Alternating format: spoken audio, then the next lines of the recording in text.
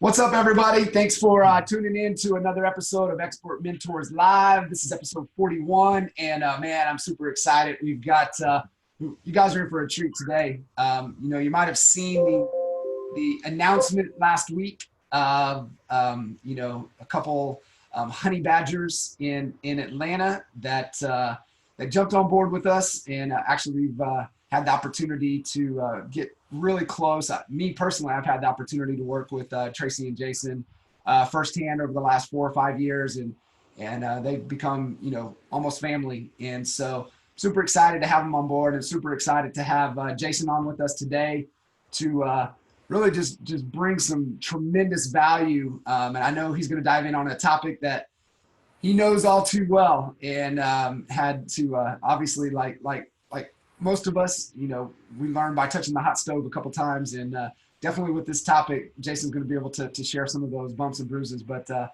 Jason, brother, I appreciate you making the time and jumping on with us today.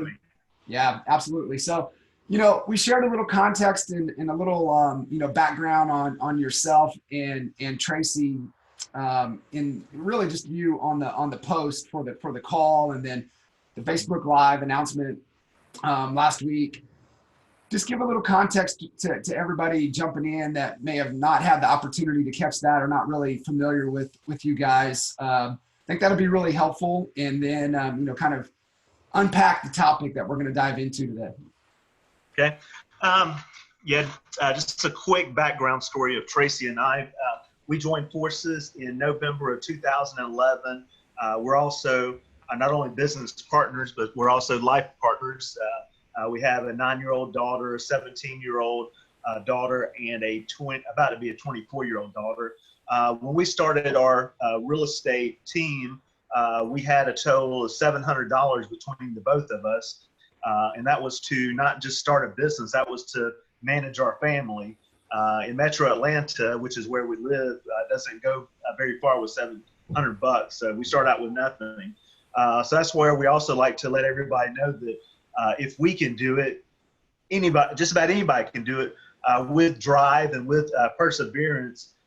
You can overcome adversity, and we've been blessed through the years. One thing I'll go ahead and say is I do not know it all. Tracy does not know it all, I'm sure. So we like to come from that place that I don't know it all about a call center. I can probably let you know a lot of things not to do just as much as things to do. Because we do have that experience behind us, but sure.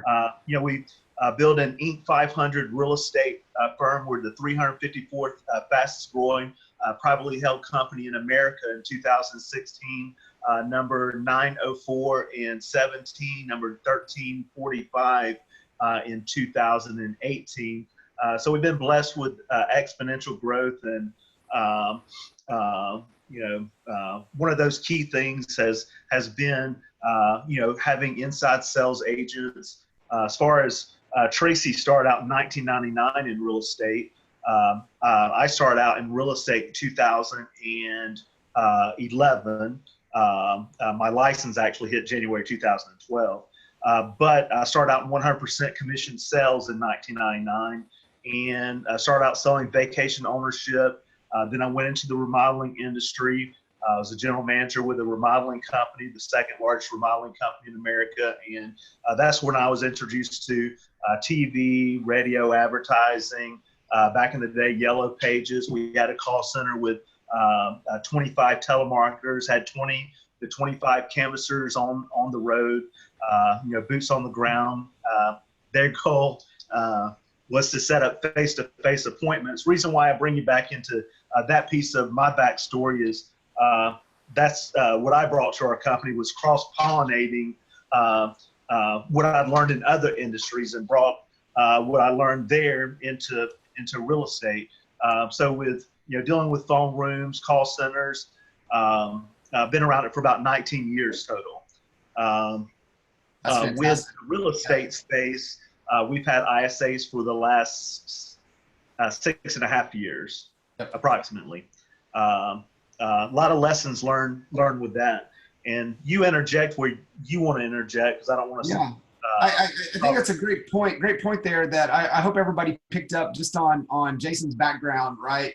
Just being able to be exposed to all the different facets within, what are all the ways, and just having that experience of, when you first got in, having to do vacation sales, and then, just every touching on every little thing, right? Which is fascinating, and it's really served you well to open your eyes, right? It's what Jay Abraham talks about. It's the funnel vision, not the tunnel vision, and so being able to, yeah, different, being able to pull, and how can we, apply what works, what doesn't work within what we're trying to accomplish within our goal, and how we want to design and structure our business. So I think that's just fascinating, and I want everybody to, hopefully they picked up on that. And I say that to you guys, all have experiences along your journey, along the process to where you're at today, right? No different than, I was a 16-year-old kid working at, a military installation golf course, shagging golf balls, right? What are some of the principles that I learned there and, apply to what I'm doing today? And I just, every little thing, every little experience serves you guys. And that's the point that I want you guys to hit home with Jason, because he's got a tremendous amount of different viewpoints and experiences that he's been able to apply into their business with Tracy, and how they've been able to have that exponential growth. So that just kind of resonated, and I wanted to kind of emphasize that a little bit. Yeah, and bringing it to head, in my past sales experience, I've been more of an appointment baby. And that's what I mean by an appointment baby is, it's very structured, disciplined sales organizations where it was very, thank goodness, is very systematic for me. So as a wheel, you didn't have to you don't reinvent the wheel, you just run on the wheel. And that's pretty much exactly how we have it set up here is, once we are face to face with someone, it's very, here's step by step by step, taking the right steps in the right order. So, that's how we're, set up here. I think too, with that, Jason, do you feel, it's something I've been thinking about quite a bit lately, and just from a value proposition that we bring with the systems and the processes, not only, it's a time component, right? When you have the systems and structure and processes, it saves the consumer time, but it also saves you time. And I don't think we emphasize that or talk about that enough. And that's a tremendous value proposition that we bring to the market and to ourselves from an attraction standpoint, attracting agents into our organization, but also attracting clients into our business that, we save you time. And I just don't think we talk about that enough. And Warren Buffett rule. What's that? The Warren Buffett rule, saying no 99% of the time, and yes 1 out of 100 times. Right. Right. So I think that's a perfect lead into inside sales and going into Darren Hardy's. What's the top 3 highest dollar producing activities that a real estate agent could be doing? And number 1 is being in a face-to-face listing appointment or a buyer appointment. Number 2 is negotiating a contract. Number 3 is prospecting. The lead conversion aspect of it, and that's where the value proposition for our agents is that we even take them out of that number 3, not completely remove them, but we minimalize the number 3, which is prospecting. And I think that's probably a business model problem. It's a problem that every team leader that I know of across the country has had. I don't know all of them, but why aren't the agents calling the leads? Why haven't you, called this lead 10 to 12 times? Why haven't you called it within 5 minutes of it coming in? Why aren't the leads that we're providing, why aren't they being worked? And, that's a problem. That's a business model problem. So that's one thing that, our ISAs help out to solve that problem, because in reality, they've become master follow-up artists. Like we talked about experience, and, repetition is the mother of skill.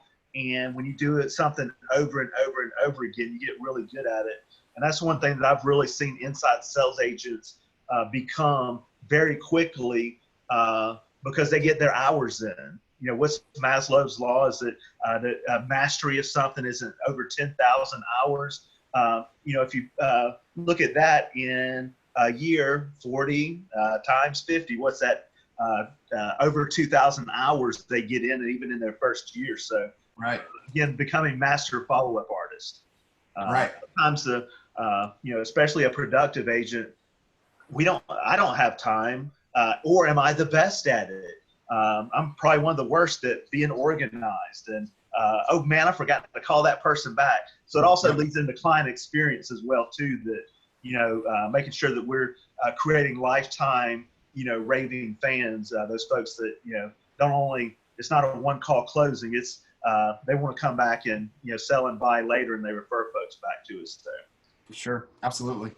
So identifying, you know, those activities, I agree 100%, and, you know, being able to have that in that lead conversion component.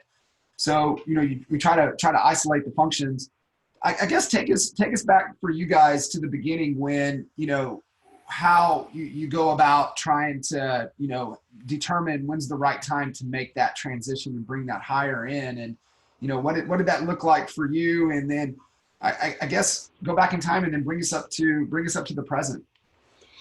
When it came to us is, if we had it to do over again, Tracy and I was up at 11 o'clock last night doing a podcast, and that was a question I asked her on, you know, the podcast that we're doing is, you know, hey, if you had to go back in time, and we get asked that question a lot, hey, if you got put into the Florida market and you had $1,000, what would you do? You know, how would you launch? And that's what I asked her about the organizational structure of the company.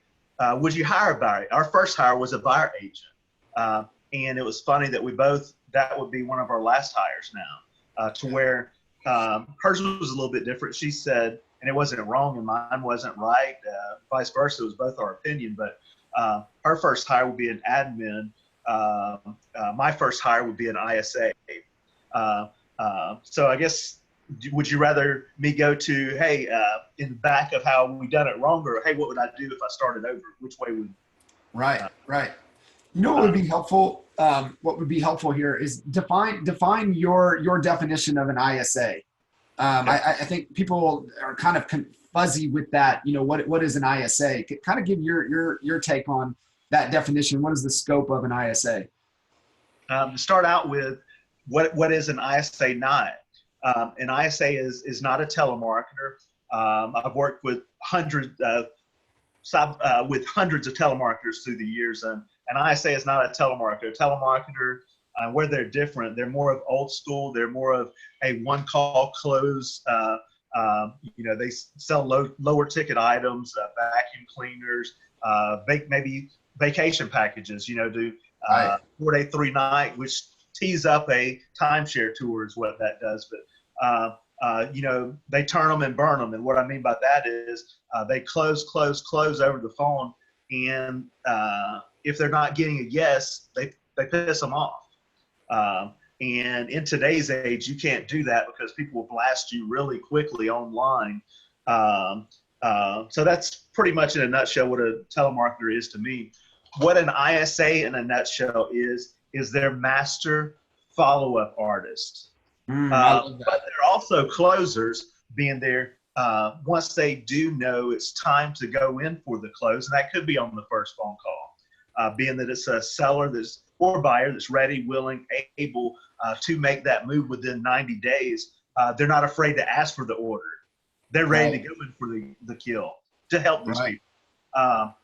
But if it's someone that's a year from now, you know, they're not trying to hard close for that appointment right now. I love it. If it is somebody that's ready within 90 days, but they're starting to sense that that consumer is being pressured because they're putting the heat on, that's when they may, you know, let the pressure valve off of that conversation and even call them back the next day or a week from then. You know, so that's the biggest difference. And also an inside sales agent, they're selling higher ticket items.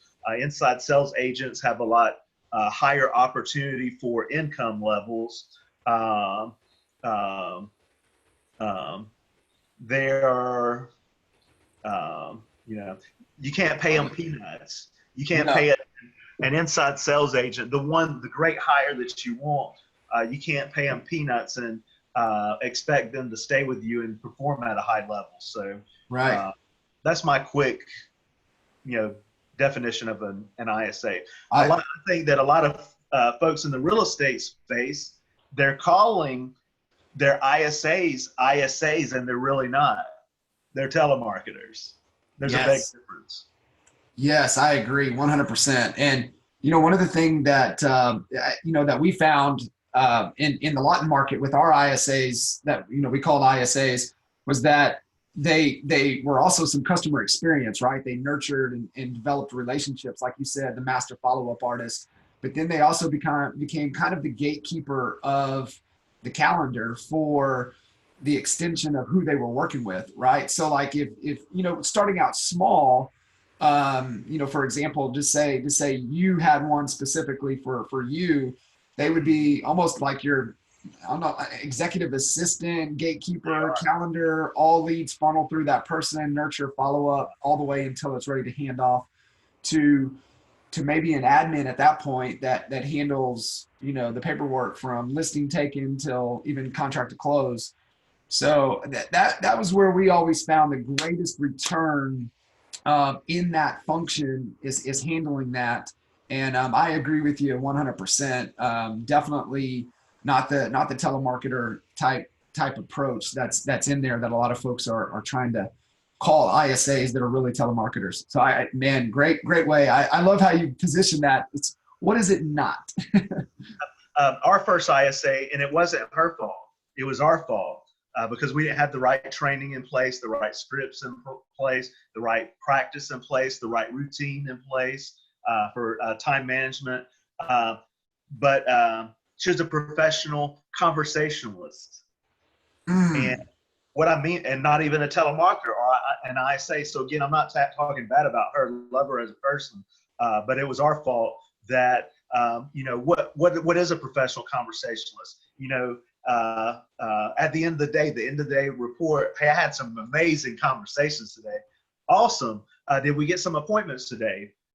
No appointments, but I spoke to this one lady and we're on the phone for like 45 minutes. And when is she planning on buying or selling? Well, she's not really planning on. She may have a referral or something, if she talks to somebody. But that's what I mean. And again, it wasn't her fault. We didn't train her the right way. So that was our first ISA hire, and that's what I'm saying, that no, we don't know it all, because we're always learning. And if you have one ISA or if you have 20 of them, you'll always be learning. Things always break down. There's always things to optimize and maximize and make things better. But we've learned a lot from the first hire to where we're at right now. I love it. Do you want to, that might be a good point to identify, what you guys have learned. If, what are some key characteristics that would make an ideal ISA, right? What are you looking for in that ideal ISA? Great question. To me, is what it looks like. It's definitely someone that has call center past experience with outbound dialing. There is a big difference in customer care, client experience, even in the copywriting of my ad. I like to go to ZipRecruiter for that funnel, but you can use whoever you want. But I started targeting folks that have been like around alarm cells, around booking timeshare appointments. People that have that type background. The normal high D, high I, is really a good personality in a DISC assessment. I don't want to hire personally, I've learned I don't want to hire someone that I have to break them through call reluctance. That I want someone that's used to making a bunch of dials. The phone is their friend. They're not afraid to make the calls, obviously. So a lot of that's filtered through even from the copywriting of the ad. But my next step is a quick phone meeting. That's a 15-minute phone meeting that I like to filter those out there too, that, you know, if they've never made those dials, and, you know, more of a sales oriented inside sales agent. So who you don't want, also, you got to watch out with an old school telemarketer. Here's a hard lesson learned there is that we had this young lady, and she was not afraid to ask for the order by any stretch. She was close. And Tracy and I's ears was about to fall off because we built everything based on client experience. And it was like, holy shit, she is talking to these folks like this. And after, you know, 3 quick one-on-ones on her first week, we had to let her go. And so you have to watch that too with them. Hey, they got 30 years of experience. Right. That's kind of like that can be a yellow flag that, hey, I got to make sure that, you know, they have that client experience mindset. Perfect. No, that's fantastic. And I you know, what I'm hearing there, and hopefully everybody's picking up, is you make sure that you have a really good process to vet out and identify the fit for this position. And, you know, definitely you don't I want can hit to a couple of and hard lessons learned. I'm kind of jumping ahead a little bit, but and probably entertaining for some folks of things to look out for is I've had new ISAs fall asleep on the phone. Obviously, that's a quick way that's not a good fit. Bad culture fits. You've really got to watch that once they are onboarding. Culture is always important, but especially when you have multiple ISAs that are working next to each other. One bad apple can ruin the whole bunch really, really quickly. So I have to watch out with that. I had one ISA that another thing to monitor. It was looking like he was making all the dials, but thank goodness that our market maker that we run the call center off of, I guess a quick shameless plug for market maker, but it records the calls. But what he was doing is once someone answered, he would click it. So is what he would stop the call. Reason why he was doing that is basically he was riding the clock, and once we found that out, of course, you know, we let him go. Burning the consumer. Got to watch the writing on the writing of the clock. So thankfully now it's really just about hiring. Just like with any position, it's becoming the best hire that you can be. And I haven't arrived there yet either, but I've gotten a lot better than I once was. Just protecting, you know, what not to hire, who not to hire. Right, for sure. Those are some of the key things that you're looking for. You know, for us, it's always that experience in there as well, like you had mentioned, and having that outbound dialing experience. It's a huge difference versus somebody that's used to inbound, and because they'll have some of that reluctancy in that position. So that's key. Definitely, you nailed there too. And this goes to all hires. You got to make sure they're a core value fit. They align to the values that you have. The other thing, and I can attest to this, the scoreboard changes behavior, and having the results posted. And so in Tracy and Jason's office, right outside of where the ISA set, there's a big flat screen TV that has all of their metrics for the day and who's on top. And so constantly looking at it, and what you display publicly is what makes exponential results happen. So definitely. The ISA is also competitive, just to add on to your earlier question. Yeah. They love to win. Absolutely. So let's kind of shift forward a little bit. Chuck had a question. You know, how many leads can an ISA handle before you look to start to scale? And currently we have in our database about 167,000 leads.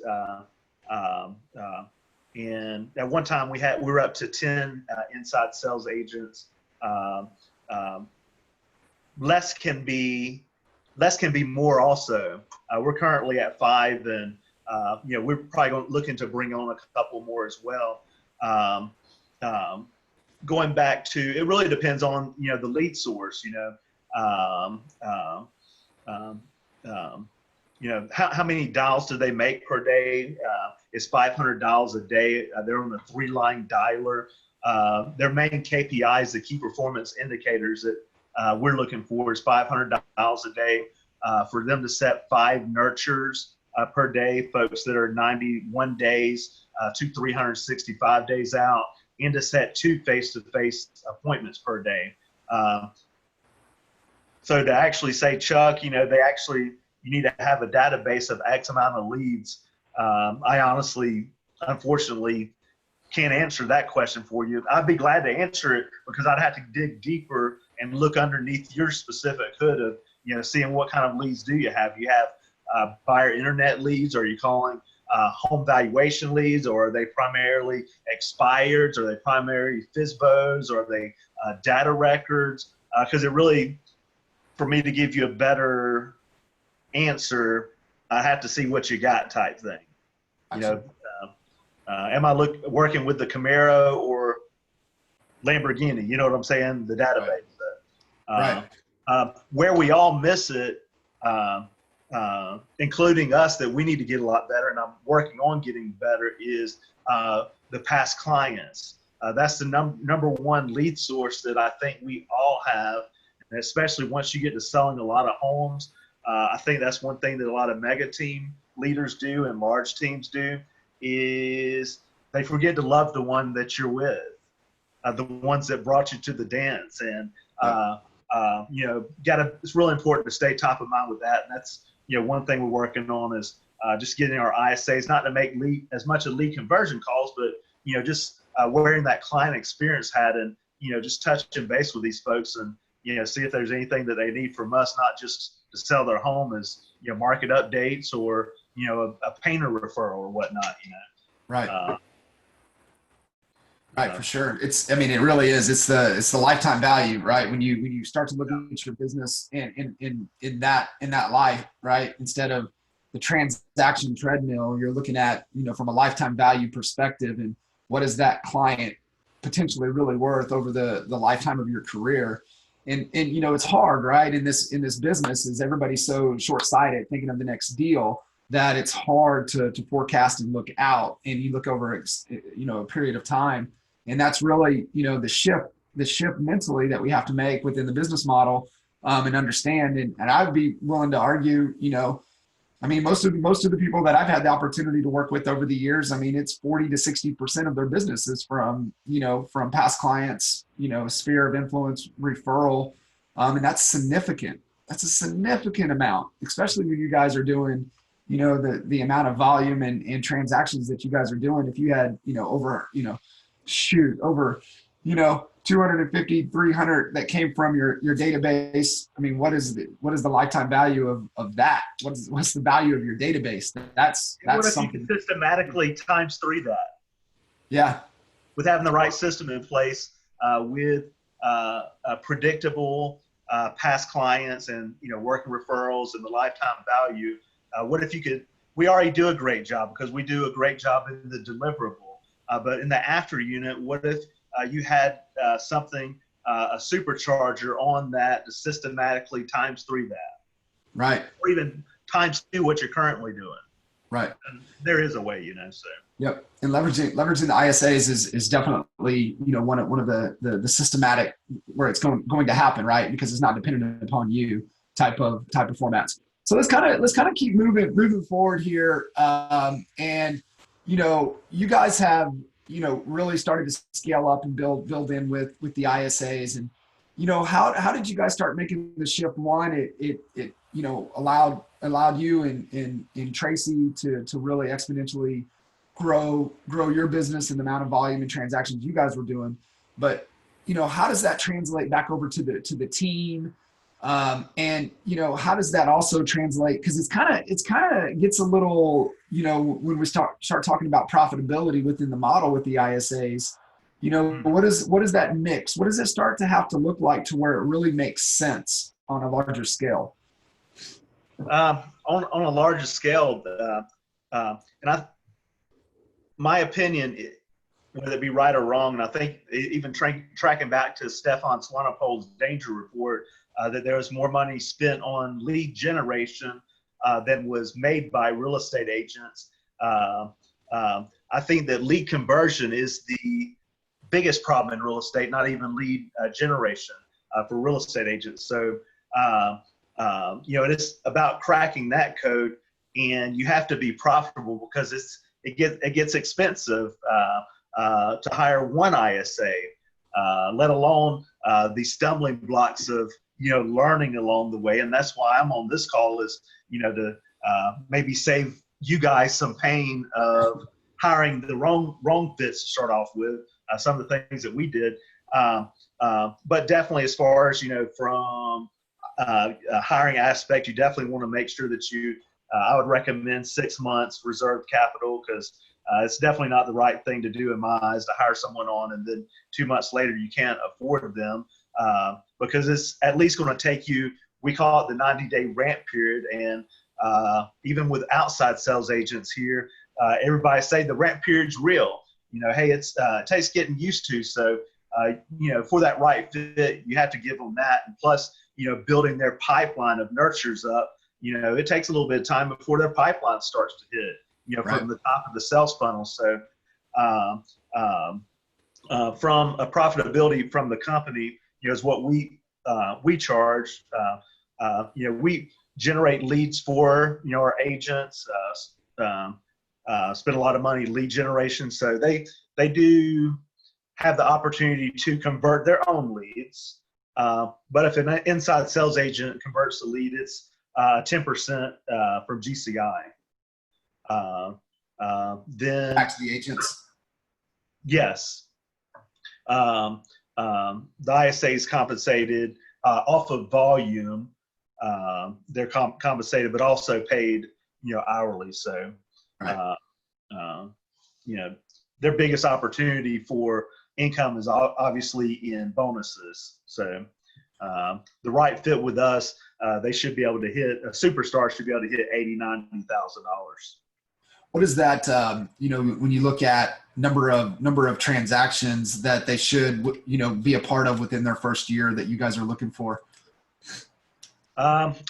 First year is that with or without the learning curve, or past the learning curve, that first 9? Yeah. I mean, you guys are a little bit different past it, but yeah, ideally, what are you looking to get to? Ideally, 50 to 60 closings a year per ISA.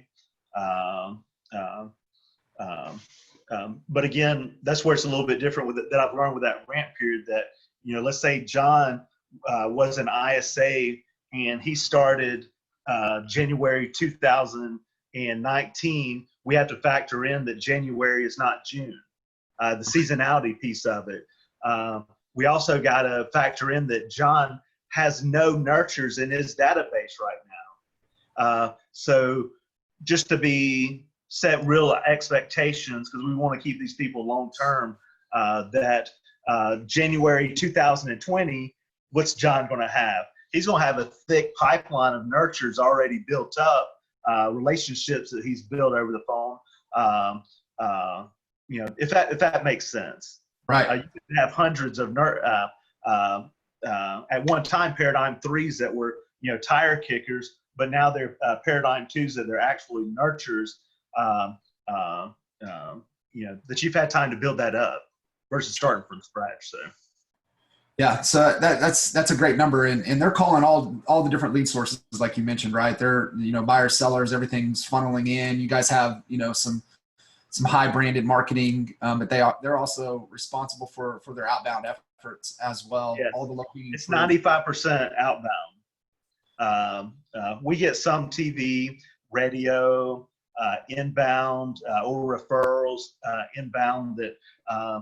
Especially for Tracy and I, our time management, that or for freedom of life, we're doing things to our family that we'll send them over the lead so they can call it and just set the appointment. It's kind of a lay down for them, so it gives them a lay down, and but also gives us freedom. So we're not on the phone for 20 minutes or whatnot, setting that appointment and filling out a seller counseling interview or a buyer counseling interview. Our ISA is also qualifying the appointment, so they're not just and everybody does a little bit different. I'm not saying that we're right or wrong, but our ISAs set the actual appointment. They don't just make the call and then hand off, like for John to then set up his own listing appointment. So, or buyer appointment. They're actually setting the appointment up. So it's a huge value add for our agents. Right, and they're also helping make sure is the ISA. It's ultimately their responsibility that appointment happens, right? And Correct. And they're doing everything. So confirmation of the call, the reminder call of the listing appointment. So they're doing the reminder call. We used to have that set up on for the buyer appointment as well.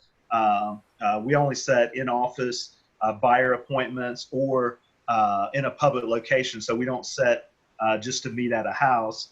But we used to do that the ISA owned the confirmation of that part too. That we changed on the buyer side a little bit, and to where now, after the ISA sets the appointment, the buyer agent is calling to make that quick reminder call. And it was because of show rate, always tweaking to, optimize the show rate. Sure. Here's where we made a mistake on that on the listing side several years ago, is that we were giving it to the outside sales agent to actually confirm that listing appointment.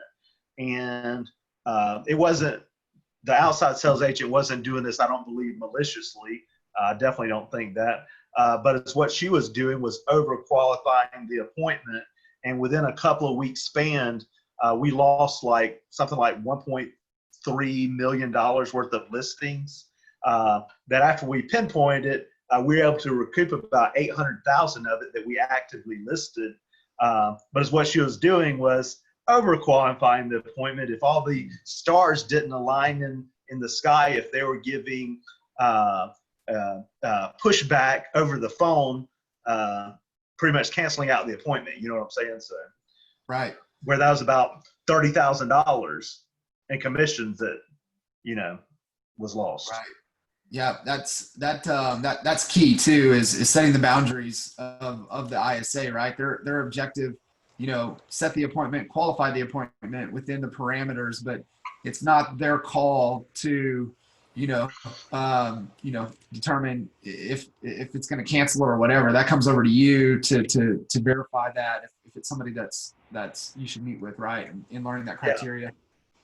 Terry's asking, a lot of leads in front of the home. I'm assuming, buyers or leads or whatever out. How's the ISA getting them to the office to meet instead? The right scripting in place. Having, as Dean Jackson calls it, more cheese, less whiskers. A script that has value added into it to get them to the office. And honestly, even on sign calls, maybe it's something with our system. We don't. I don't think the consumer goes to the sign as much as they used to and make a sign call. Not say, yes, we do get those from time to time, but not as much as they did 10 or 20 years ago. Right. Sometimes they'll go and go to Zillow and pull up the information there, and it may come in as a Zillow lead, which is a totally different conversation there too, of tracking and measuring where the lead came from. Right. But to answer that question, it's all in our script. The way that we're set up is, whether it's right or wrong, to us it's right, and it's about three reasons. Why do our agents not just run out and show a home? Number one, it's about safety of our agents. A lot of crazy things happen in this world. 64% of real estate agents are female. So number one, safety. Number two is we feel it's the right thing as us being expert advisors to educate a buyer before they're making their biggest investment. So we just honestly feel it's the right thing for us to do, that we're going to educate. Number three is time management. Time management, and we used to do the same thing back in the day, Tracy and I. We're at our kids' baseball game. I just got a call. I got to go show this home because there's a buyer sitting out in front of it right now. That you get out there and they maybe left, or you take them and you're in there for 30 minutes and they're not buying the home and then they're off to the next one. You weren't able to build rapport and show them any more homes. And there were several that we were able to close, but we want to manage that. More times than not, they're not buying that specific home, Right. or they're not pre-approved or whatnot. So that's why we don't do that. That's great. I love those 3 In our points. script, add value. Add value. You get a no, add more value. Get another no, add more value. So our scripts are designed to do that, to get them at the office, and our smart home buying strategy. Absolutely. And no, I love those 3 points, and definitely the safety is key, especially on the time management. Especially, I know living here, you're not getting anywhere anytime soon, right? And especially in Atlanta, the same. Lawton. We all did it. Yeah. You did it too, I'm sure, at some point. Oh yeah. I did it. Yep. Yeah. Yep. Absolutely. Raise the standard. So somebody, we kind of touched on it a little bit, but give somebody some clear guidance here. If they're like, man, they're right on the fence, thinking of pulling the trigger, that they're looking to bring on their first ISA. Should they go virtual? Should they bring them in house? What should they do? Right? Give them some of your perspective of over the years of what you've learned. What should they really consider to pull the trigger with an ISA hire? And some of this opinion, I personally, my opinion is I don't want to outsource inside sales agent. I definitely don't want to go overseas with someone that has a different accent, which everybody on the call can probably tell where I'm from by my accent, which fits into Metro Atlanta. It's kind of weird if someone has a different accent. You know what I'm saying? Right. That may or may not affect things. Another reason I like to go in-house too, I brought our ISAs into our team meeting even this morning, and the reason why I brought them in there is it's important, the ecology of ISA and OSA, and I just really wanted to bring in for collaboration and hey, is there any just a very fast SWOT with some strengths, weaknesses, opportunities, threats, and hey, everybody was good. And what it really came down to, there was a lot of praise. And that was even coming into this call. I thought it was cool that our OSAs were like, hey, man, y'all don't know that when y'all, how much praise that these clients give us when we're meeting with them, that they've been talking to you for months. And they were amazed that we actually even talk and we're friends and we know each other. Yeah. And they were wondering if it was maybe outsourced or whatnot. So, again, going back into the client experience piece and, not just the culture of the call center, but the ecology of all of it together, that, is a value add for everybody, including the consumer. Perfect. So I would go in-house is my personal opinion with it.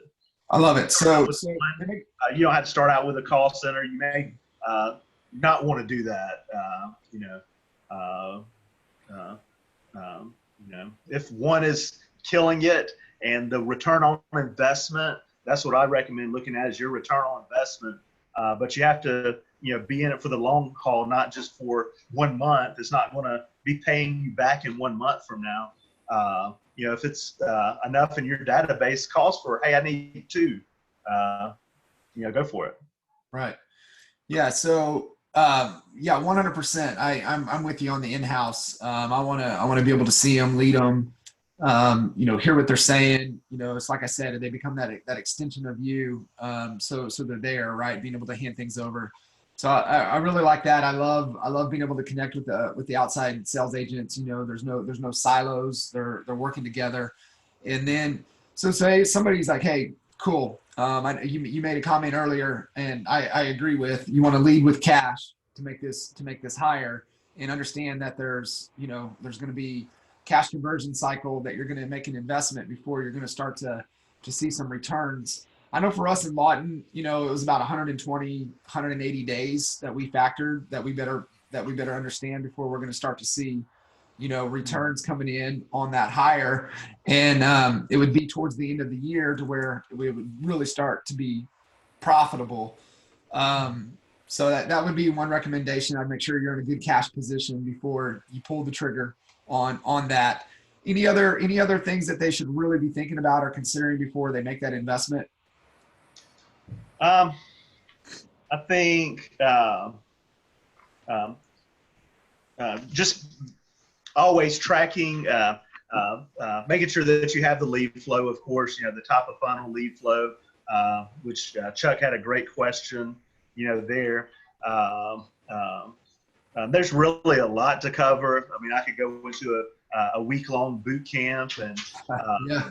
and take a really deep dive into everything. Um, um, so not to go into a 5-day long boot camp on one call. I would be glad to help out anybody, if they do have any questions, comments, concerns. Thank you, Terry and Chuck. Y'all both had great questions, and I'd be glad to hop on a phone call with you. Anything else I could help them or anyone else out with. So Yeah, for sure. Questions that they may have. Yep. What's up? So no, I think that's fantastic. There's definitely a lot there, and you guys have learned a lot through the years with the ISAs and being able to. Tracy, is there anything you wanted to add to this? Yeah, Tracy, anything that you've seen that's been I know we were really hitting on starting in with ISAs, kind of lessons learned and when to bring them in, when not to. Ideally, personality fits, culture fits, core value fits. You talked about making sure leading with cash, leading with profitability before you bringing in the next ones. Giving your life, they give you some life back, right? Some time, because everything funnels through them. Anything else that you has really stand out to you over the years with the ISAs that have led to the exponential growth and success that you guys have seen? I'll tell you, my favorite part of having an ISA is they ask all the right questions. And so I know the mindset of the seller before I get there.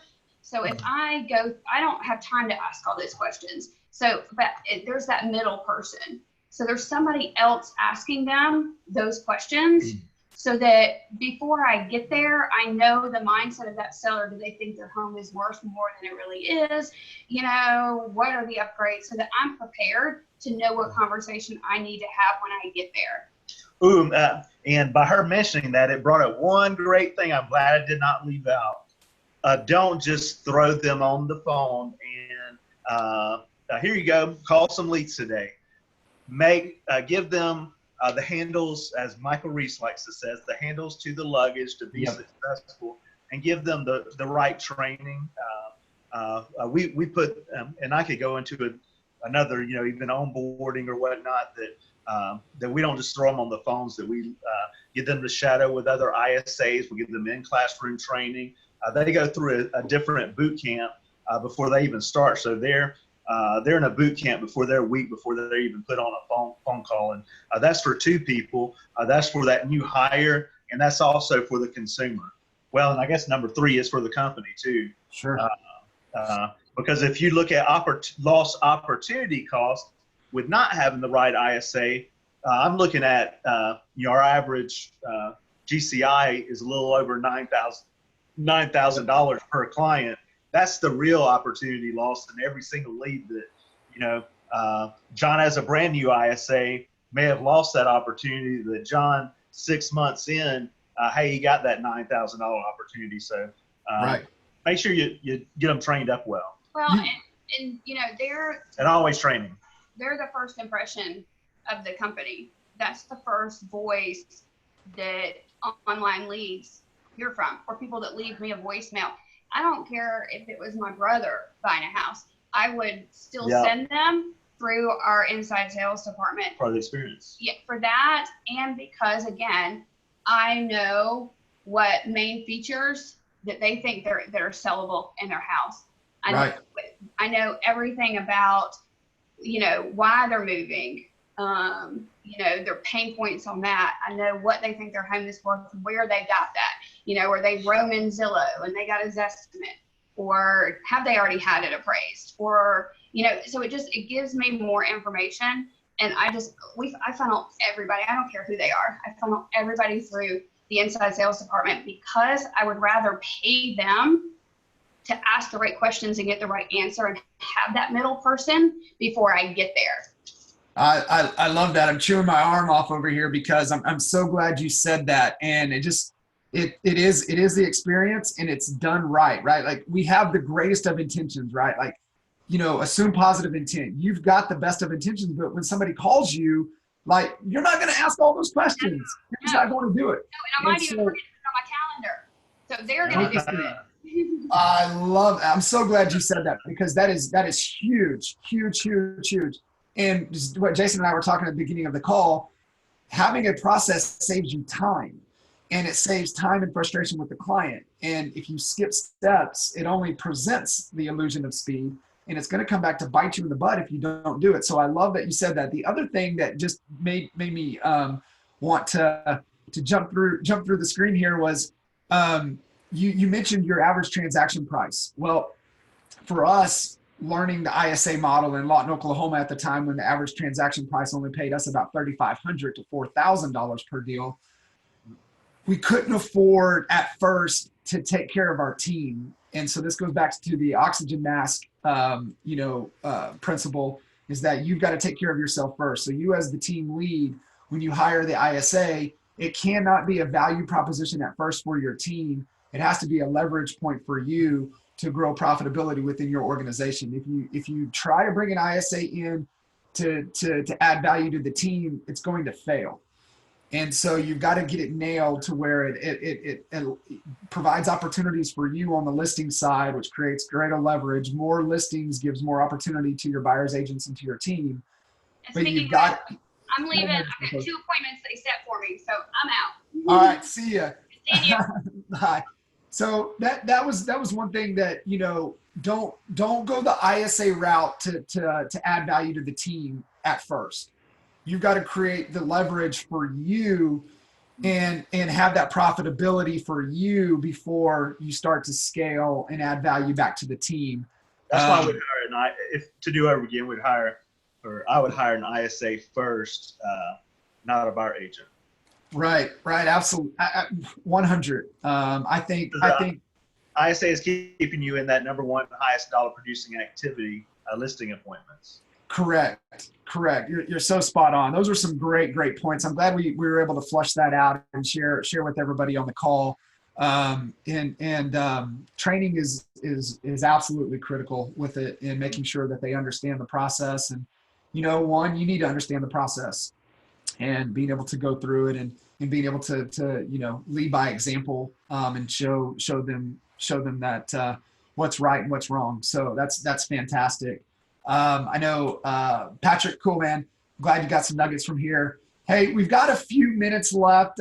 If you guys have any other questions for Jason, and throw them in the chat box or in the Q&A, and we'll get them answered for you. If you're listening to the replay here, Expert Mentors Live 41, throw it into wherever question box we get them, so we'll get you guys answered. Hey, Jay, if somebody wanted to reach out to you, what's the best way to connect with you?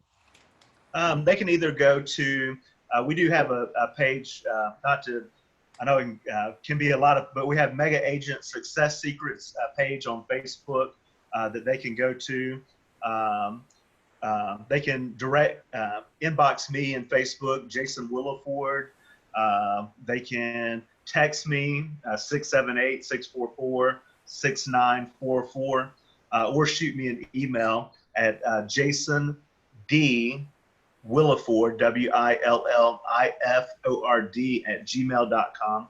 Probably Facebook's the easiest. A text is the easiest as well. I don't mind hopping on a call with someone, but sometimes it's tough for me to, like right now, I try to be present in conversations and not always be text, getting better at that. So, but I will hop on a phone call to help someone out as well. So. That's awesome. And if Jason's a giver, and he definitely will love to share and help, and any insights or things that you guys are stuck with. Have learned that what to do and what not to do when it comes to growing the call center, for sure. And No, hopefully you guys got some good nuggets out of there, some things to look out for if you're thinking about bringing an ISA on or wanting to add another ISA. If you have any questions, reach out to Jason. You can reach out to myself. I mean, that's what we're here for, guys. And so Absolutely. we appreciate you. Jason, anything that you want to kind of leave with everybody today as we wrap up this episode? Just and there's again, we could go on and on and on. Yeah. But another thing that's kind of top of mind that's I guess I feel is important to bring up is also you have to watch expectations that you leave with the outside sales agents, because that is one when you're recruiting and when you're bringing folks on, make sure that when they it's because it's a tour, it's part of our tour, of our call center and inside sales agents, but make sure that expectation isn't set that they no longer have to lead convert anymore, because I have learned that, hey, I do want to lay that out even in the initial interviewing stage that, hey, I'm not telling you that you're not ever going to have to make lead conversion calls. This is bonus type stuff for you that, yes, it is nice when, hey, John, you have a 3 o'clock appointment for tomorrow for $350,000 listing appointment. Here's the address. So that's one thing I would also look out for. Great point. That you can start to rely too much on the call center. Right. No, that's a fantastic point. Yeah, having that right agreement in place so the expectations are clear, and making sure whatever your value proposition is that you're able to deliver on, for sure. Yes, sir. Awesome, brother. I mean, I appreciate you. Thank you, Thanks guys. for having me. For tuning in, and man, I really appreciate you being a true expert mentor, for sure. And I know we'll see you on future episodes because you've got a ton to add. I can't wait to tap into the marketing side with you in the future. So thanks, guys. Have fun. Thank you. Appreciate it, buddy. All right. See you guys. Thanks, feel better.